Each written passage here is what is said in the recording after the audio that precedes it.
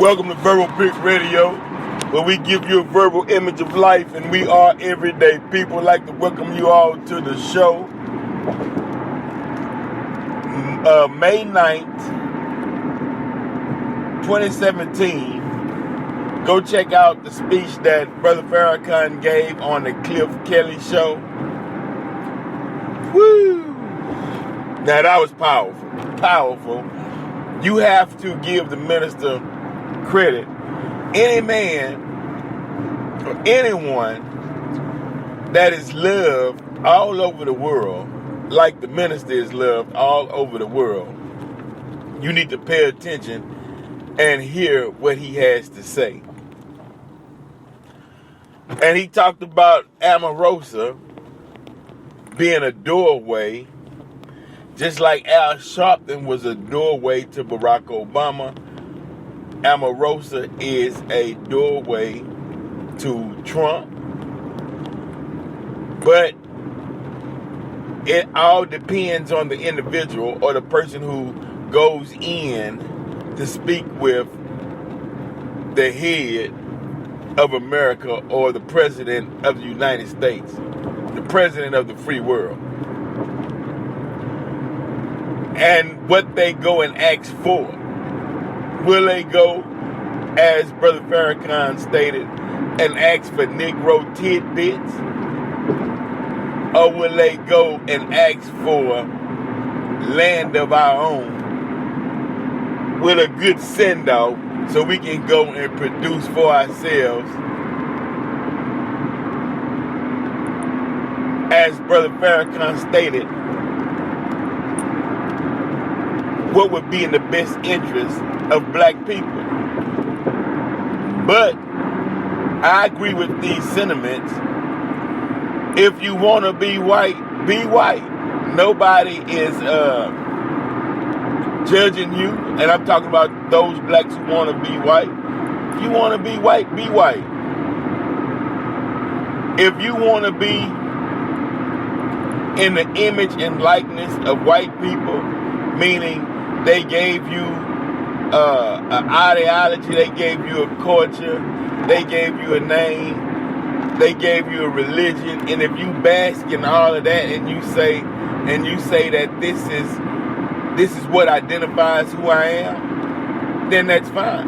Go be with them, enjoy life, have fun. But we talking about those people, specifically black people, who identify themselves with being the original man and woman on the planet, and the responsibility and the actions and the way of life, which is more than a religion, the way of life that they expound to be,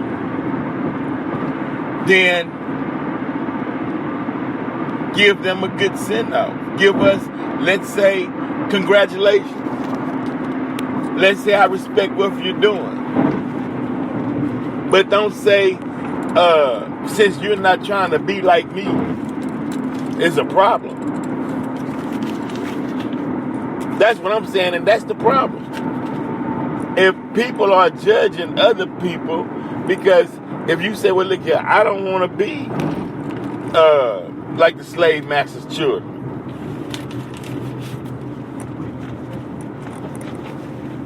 I don't want to be like those who bow down to the slave master or white supremacy or racist ideology. And when I say racist ideology, some of the depictions that they depict in Africa, some of the lies of Columbus discovered America, some of the lies that was told about black people, that we were shiftless and lazy, and even though we built this whole what they call America, I don't want to be up under the same religion that got the picture or image of Jesus as looking just like the slave master, when we all know that Jesus had hair of lamb's wool, feet like they had been burned in an oven. People said, well, Jesus didn't have an image. You mean to tell me somebody was walking around, everybody seeing him, people gave description of what they seen, and yet you want to convince people that he had no color? He was leaving footprints in the sand, but yet there was no color to the mass that left the footprint. Come on, how ridiculous. I mean, the spell that was put upon people in that horrible time during the transatlantic slave trade it's ridiculous. What they taught us a bunch of fairy tales. They taught us to believe in ghosts. They even put on, the Klan even used to wear outfits and still do, that resembles what they depict as ghosts, and saying that, well, they created the idea that the black man believed in ghosts because they would wear the hooded outfits and come around at night with a fire and act as if they were ghosts. Then they only wanted black men who bowed down to their agenda, who passed on their message of Jesus being white and slaves obey your master when it was pertaining to black people. But thank God for brothers like the Honorable Elijah Muhammad, Marcus Garvey, Noble Drew Ali, brothers who said, well, wait a minute. This, what you're teaching, is not what was being taught in the Middle East, with what they call now, but Africa. This is not what was being taught. If you go back and look at and read what was taught, especially in the Egyptian Book of the Dead or different writings that was on pyramid walls and texts, the Gnostic scriptures, it's different from what was coming out of Europe. Let's put it that way. But what came out of Europe was like a kickstand to hold up the propaganda and the lies in which black people bought in. They used lies or a false sense of history, a false teaching of Jesus, a teaching that put black people as servants and said it was all in the good book and God wills it, so it must be true, when they fabricated the whole idea. Now, certain parts in the Bible, when it speaks on what Jesus was saying, some of it was metaphorically, or let's say he was using a scenario to describe the truth, so he can drive the meaning home, meaning he was using an example. Some people took the example in certain parts as being literal, like raising Lazarus from the dead. Some believe as though he raised Lazarus from a physical death, but he raised him from a mental or a spiritual dead level to a living level, a living upright level. But when something is translated out of its original text or original tongue, and the people who translated it didn't speak that original tongue, there will be made some errors, and the word hey, H-E-Y, means behold. So when you see someone and they hey, and you turn around, you waiting to see what they called you for. Well, what they're saying is behold this. Hey, behold this. And you like, well, okay, what am I beholding? Show me something. What you got? we'll get into that on another discussion to break down where that came from or out of the YHVH, but we'll get into that. The minister also stated, stop calling yourself Christian. Stop calling yourself Jews. This is for black people. Stop calling yourself Muslims. Call yourself the original people of the planet Earth. What better title could one call himself other than the original? Meaning coming straight forth from the Creator himself. What better title and what better person that can give that instructions or bring you to the light of who you are other than Brother Farrakhan? That's your brother. You looking at him as an inanimate object, Farrakhan, but that's your brother. No, seriously, Farrakhan is your brother who went to task and is going to task with the powers that be that's stepping on the small man, black man, and even poor white folks.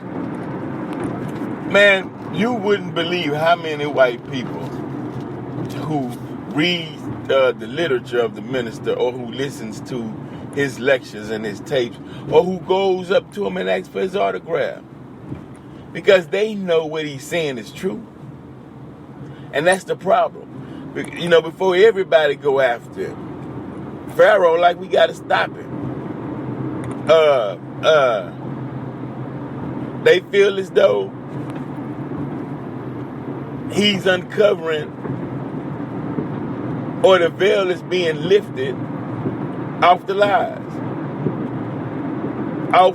Off what appeared to be true but wasn't true. The minister is breaking it down. You gotta say thank you for having someone who can defend black people on a high scale.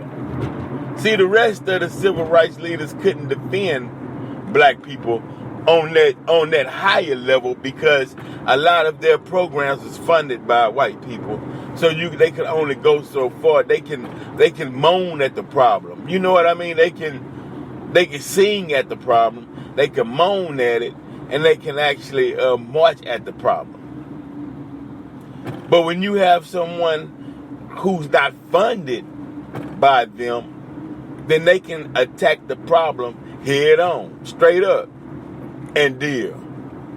Meaning there's no one has to come to them with their hat in their hand, bowing down, asking for something. See, when you fund your own, you can look them straight in their eyes and say, this is what it's going to be, or this is what we want, or this is what it is.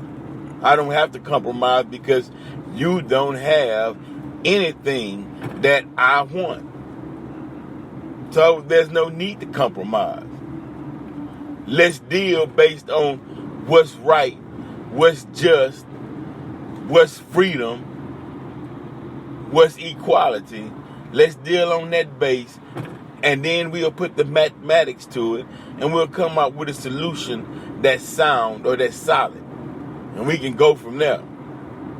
But if I'm got your money in my pocket, then I'm trying to turn around and tell you what you need to do for me, how you gonna take me serious? You like I just funded you. What? Yeah, get out of my face. Take these crumbs and go somewhere. You know? You can live like that, but you can't come and try to tell me what I need to do for you when I just bought you off. We talking about reality. We have to wake up to reality and how this game is being played. Trump just fired Comey, the FBI director, who was leading an investigation into Trump and Russia. Trump fired him. And people are like, what? What does that mean? What happened? Why did he fire him? I thought he liked Comey. We saw some headlines where he was praising Comey after Comey brought out Hillary Clinton's email. Now Comey was going back and forth because he really was trying to protect his job. Comey was trying to stay paid. But he got crossed because he didn't know who was going to win the election, so he going back and forth to make sure whoever win, I did something for either. So, hey, I'm good. But see, it doesn't work that way. He didn't choose one. He straddled the fence and got hung by it. So now, but it was not in Hillary Clinton's best interest that Comey was fired. Because what's happening now is you don't know who Trump is going to pick to go after Hillary. Because he might pick Clark out of Wisconsin and have him lead the FBI. And trust me, if Trump says go get him Clark, see, Clark coming. Go get her, Clark. Ain't nowhere Hillary can run. Clark could be dead on her like white on rice. Look at this idiot. Man, you got a man walking in the middle on a feeder with a suitcase, a rolling suitcase, walking towards oncoming traffic. Damn, man, life not that bad. You know what I mean? Don't take yourself out. Gee, hope you got some insurance. Man. But yeah, so that would be the best bet for Trump, but it would be the worst bet for Hillary if Clark gets in there, the Wisconsin sheriff. He gonna be all on. Shit. Trump tell him to go get him, Clark. Go get him, Clark. Get her, Clark. Take her out. Shit, but Clark will be on Hillary like white on rice. I mean, that I know Hillary's sweating in her sleep. Every time she see his picture, Trump gonna take that chain off, slap Clark on his backside, tell him go get her. And Clark gonna be doing about a 3-2-40, trying to run Hillary down. So hey man, it's getting really interesting. But this is Verbal Pick Radio. I gotta give a shout out to Brother Jamal, Brother Krishna, Brother Blackwater.